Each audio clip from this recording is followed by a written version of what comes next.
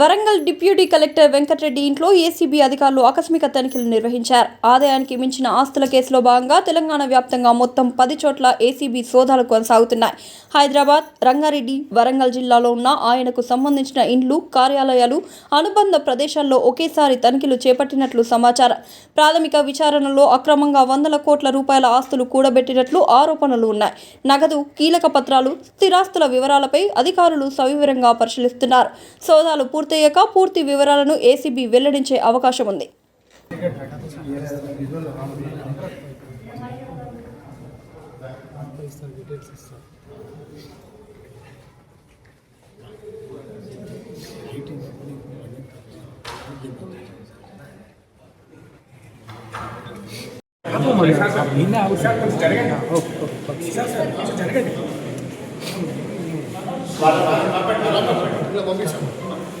Staff media వాళ్ళ media వాళ్ళు మాకు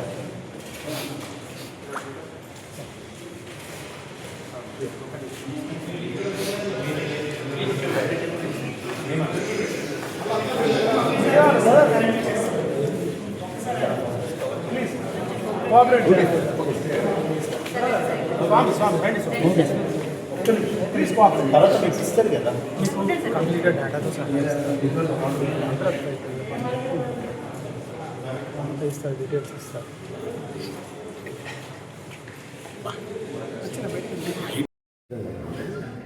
బయట డిఎస్పీ గారు మాట్లాడతారండి. సరే కదండి.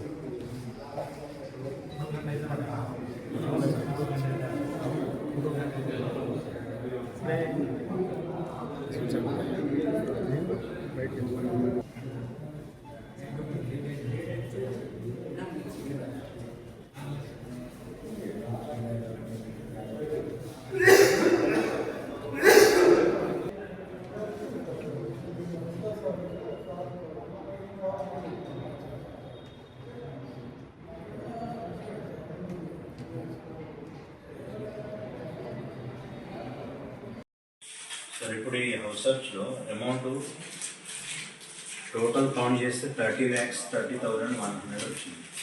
ఈ అమౌంట్ దేనికి సంబంధించింది సార్? వేరే వాళ్ళ దగ్గర తెప్పించింది సార్ సార్ వేరే వాళ్ళ దగ్గర నుంచి తెప్పించింది. ఎవరి దగ్గర? వేరే వాళ్ళ దగ్గర తెప్పించింది. ఎవరు సార్? గోపాల్ రెడ్డి అని.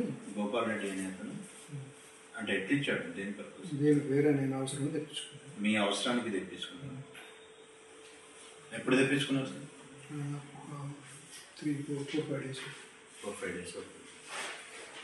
ఏం చేస్తారు సార్ ఆ గోపాల్ రెడ్డి వాళ్ళు? ఏం చేస్తారు? Real estate. మన కాంటాక్ట్ నెంబర్ ఏమైనా ఉందా సార్? కాంటాక్ట్ ఫోన్ నెంబర్ ఏమైనా ఉందా సార్? అంటే అతను ఇక్కడ ఉండడు, ఆయన ద్వారా వేరే మనిషి పంపించాడు. అంటే ఎట్లా మోడ్ ఆఫ్ కమ్యూనికేషన్ ఏ విధంగా జరిగింది? అదే బయట ఉంటారు వాళ్ళు, యూఎస్లో ఉంటారు వాళ్ళు. మరి యూఎస్ నుంచి మనీ ఎట్లా పంపించారు సార్?